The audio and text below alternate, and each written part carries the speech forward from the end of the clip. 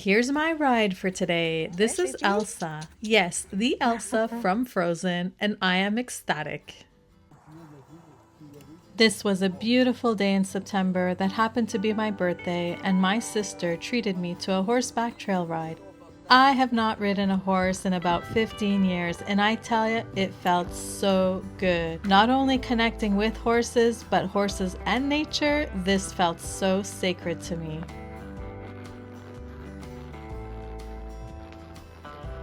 I first got to ride a horse when I was only 5 years old at a summer camp. It wasn't a carousel horse or pony ride, it was a real Western trail riding horse. And it struck me that I loved horses and I obsessed over them most of my childhood and teenage years after that. So much that when I had a project to hand in at school, I often dedicated to something about horses, and I loved sketching the anatomy of a horse. If it wasn't my own drawing, it was definitely tracing other horses, anything that would help me master the skill of drawing horses while I obsessed over riding them.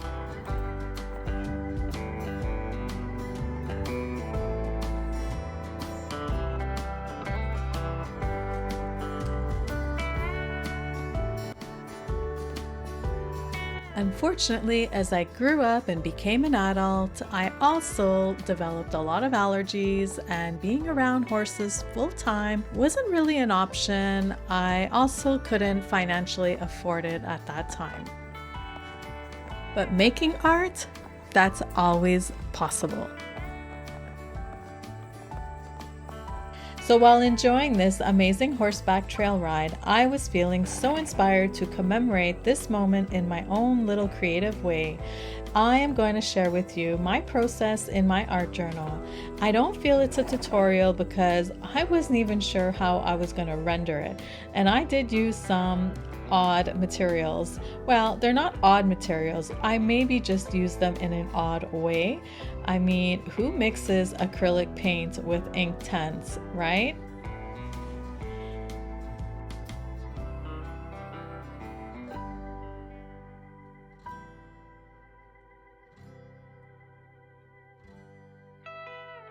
So here we go. Feel free to pause the screen and use my reference photo if you want to create your own version.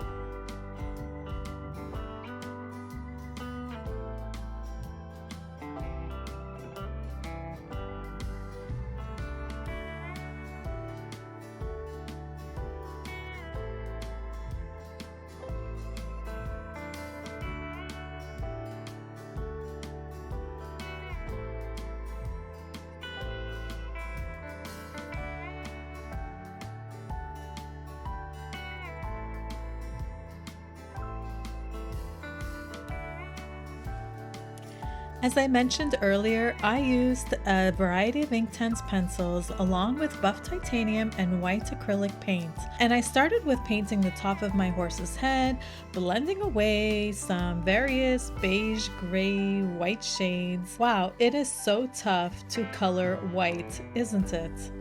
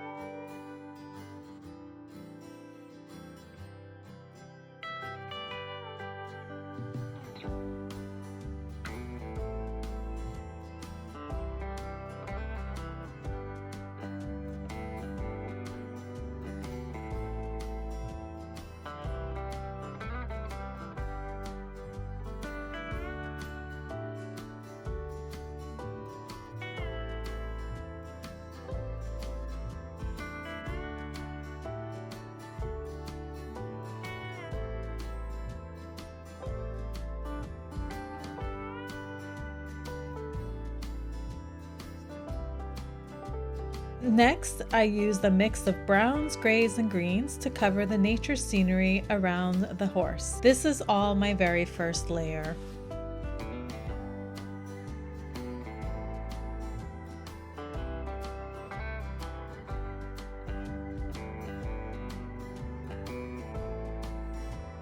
The fun part is watching all of the Inktense colors come to life when applying the water.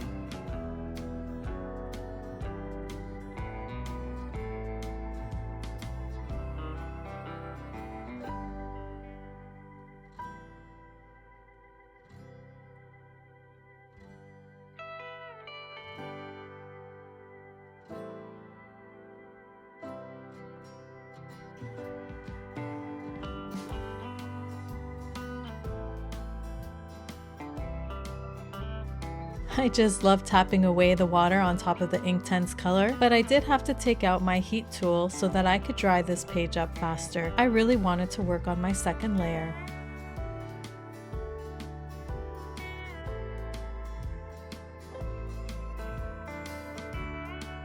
Next, I started to add what looks like brown tree trunks or branches. I wanted to build up the feeling of a forest on either side.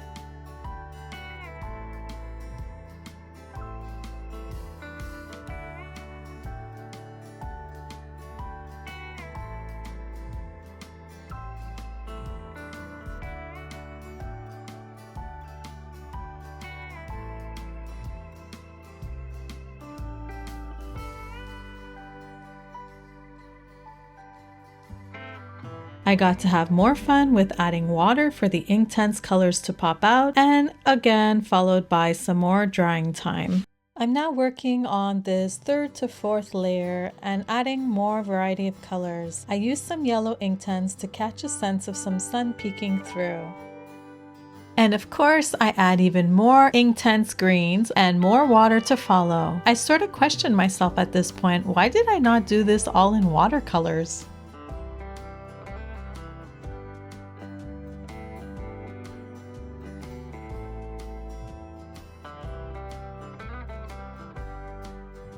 So I just wrap up here another drawing session, and now I decide I'm going to switch over to using colored pencils. And in my book, I do have a nice collection of Derwent ChromaFlow. If you've never tried these pencils, they are pretty nice. I quite enjoy using them.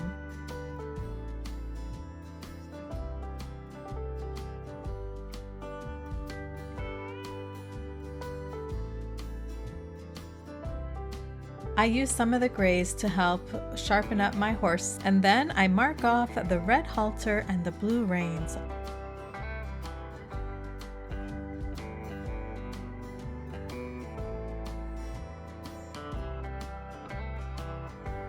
I really love this punch of color I've just added.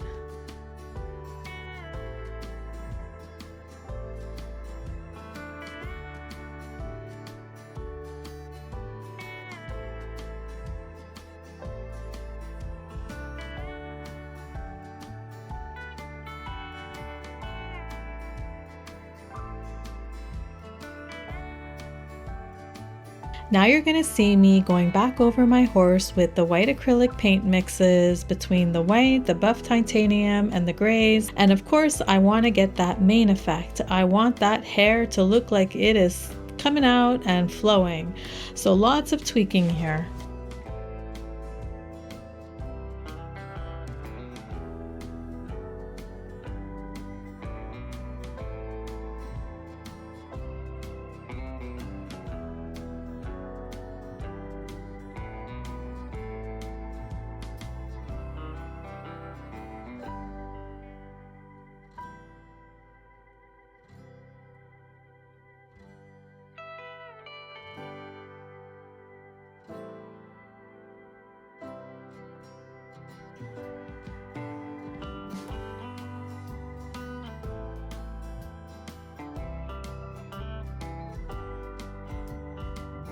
And here's the thing that I'm still learning, and that's about layering, because when I started coloring back in the days inside coloring books, I used to think 1 or 2 layers of colors was enough to get the coverage on the page, but you would step back and compare to others and your colors just looked dull. And I realized the importance of adding more layers to bring in more depth and adding more pops of colors or shadings to really give it more dimension. I am not a perfectionist at this. I'm still learning how to do this, but so far I'm pretty happy with how this one is turning out. I'm also only creating for fun, so I remind myself that there is no need for perfection. Enjoy the process and quit just before you start to feel like you're getting a little too picky. This is my art break. It is not meant to be pushing myself to make a piece of perfect art that I'm going to sell, because I'm not. This is my art journal and I'm just having fun.